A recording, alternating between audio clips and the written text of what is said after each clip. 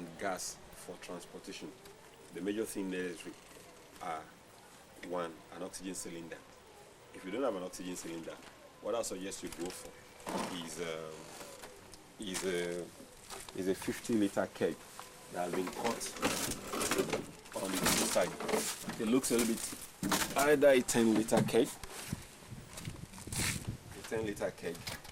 or a 50-liter keg.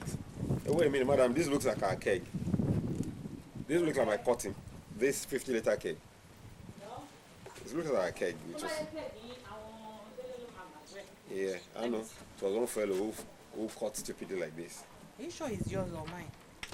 Okay, see, they came one day, Joe, so they took mine. I don't even know Thank whether you for seeing that, yeah. I can recognize. Remy, Shut the return to why.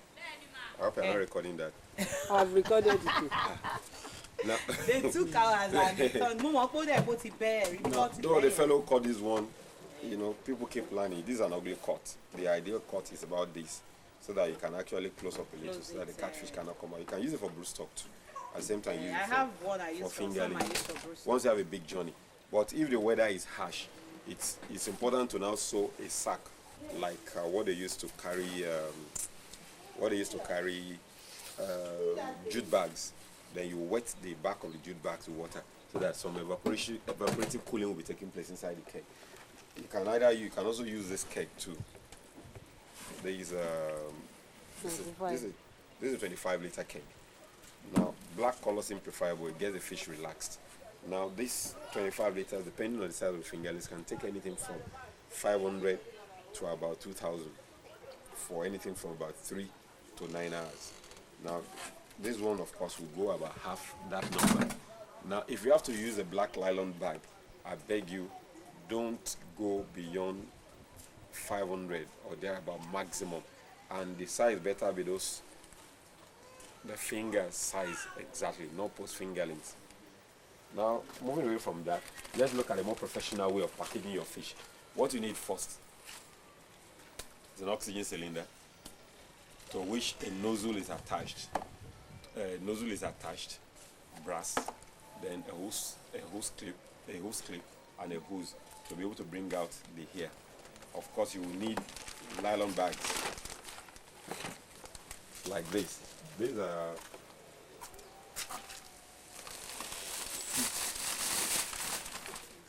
thick bags, the type recommended for packaging fish for exporting.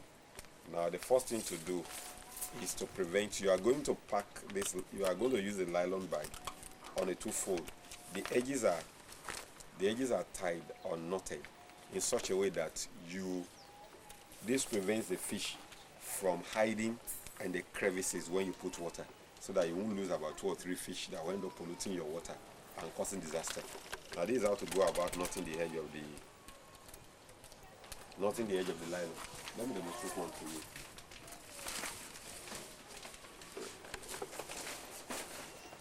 I'll demonstrate one.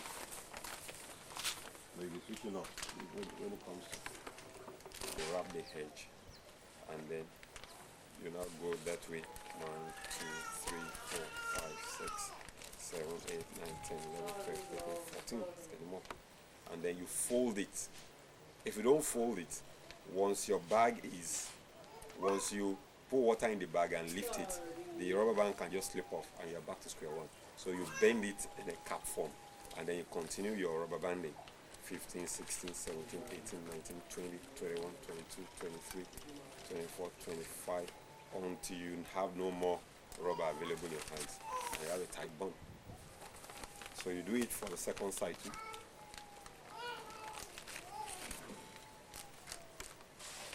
For the second side too. Now you go. 1, 2, 3, 4, 5, 6, 7, 8, 9, 10, 11, 12, 13, 14. Well, those of you who watched the Sesame Street when you were small, this will sound funny to you and a reminder of the old days. Then you go 16, 17, 18, 19, 20, 21, 22, 23, 24, 25. Now, here we have a bag. Then from the front outside. Even a correct bag that is gotten from the approved company, there's no need to be afraid of leakages. Once the bag has not been pressed on the bare floor, there's no need for leakage. But in case there's a leakage, what you do is to actually check around. Your eyeballs are never applicable here too much, especially if you are tiny thing like hose. So what you do is that for the main here, you leave a little bit of whiskers. That's why I left a few of mine too, so that you look around. Now it's your tactile organ now that does the job rather than your eyes to see whether there is a leakage or not. Then after with no leakage, it's time to put water. So what you do is to put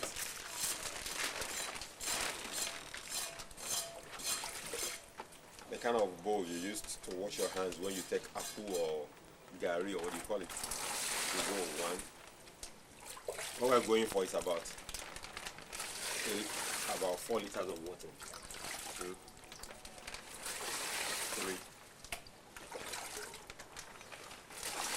4. There we are. Now you can end up doubling the bag. The next thing is to count. The next thing is to count the fish. Well, we counted here now. It's about let's see, about 400, because we're making a journey of about this is about 1 o'clock in the afternoon, and where we're going, we're likely to deliver this fish around 6 p.m. because it's quite some distance. But we have a matan now. The weather is a little bit cool, so I can go 400. But naturally, 300 might be okay. Now the next thing is to gas. So you empty.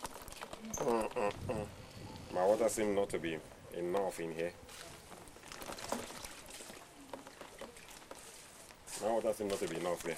I'm going to do it all over again because I don't seem to have enough water here. So I'll have to add some more water. I'm muted. I'm already scared. So it's time to transport the fish. Now here are some there already. Right? Now if you look at something, even though the vehicle has a rug underneath, can you see that? A rug, a small carpet, and then a cardboard. Now this is put there because of the propeller shaft of the vehicle. It can lead to heating of the inside of the water in the bag, and then that could lead to serious trouble very fast, because for every degree rise in temperature, you lose almost 10 degrees of for every 10 degree rise in temperature, you lose almost about 30 to 40% of oxygen. So that could really lead to some challenges. For every degree rise in temperature, 10 degree rise in temperature, I think you lose a certain amount of oxygen inside the bag, so the fish can suffocate. So it's even better to put quite a number of them on the setting if we can actually fathom that hard. So create a space underneath to make the fish comfortable as much as possible. If you like, you can put a curtain around the edges to prevent the glare of the sunlight, especially when you are traveling some far distance. The glare of the sun can actually make a lot of harm, do a lot of harm to the fish. Then finally, for those who want to go across the country, fly the fish, there are special packages, styrofoam boxes after this order that can actually be used to transport the fish. We'll put the nylon bag inside the box. Now this is just the miniature version. I'll show you later the big version. There are 2 sets of it, and it's actually meant for the exporters, but we catfish people can use it along the line. We'll see more of this later on. So let's go around and see what counting looks like. When you get to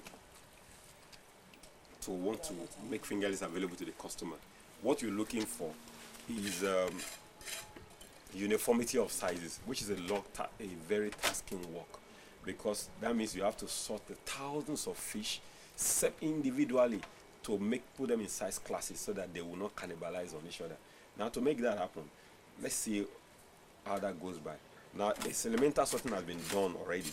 Now when we now want to count to supply customers, we'll still have to now put them in a basin and then begin to sort the different size classes from one another.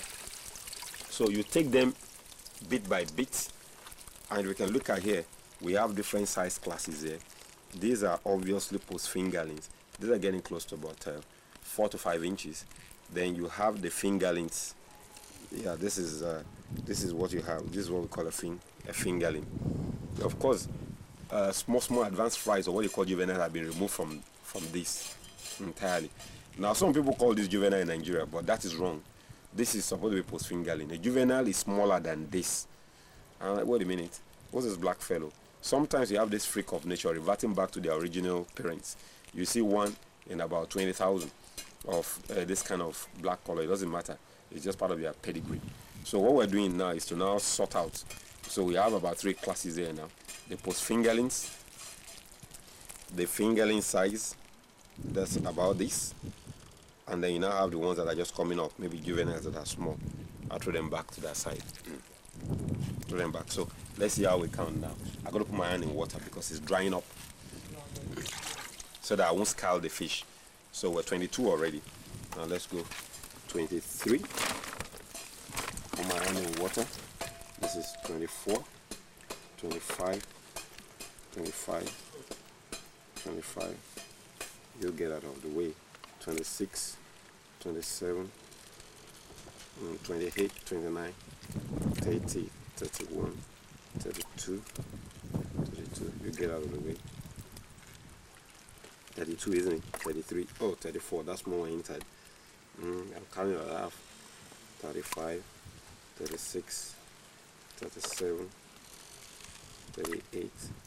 Black man. 39, 40, 41, 42, 43, 44, 45, 46, 47, 48, 49,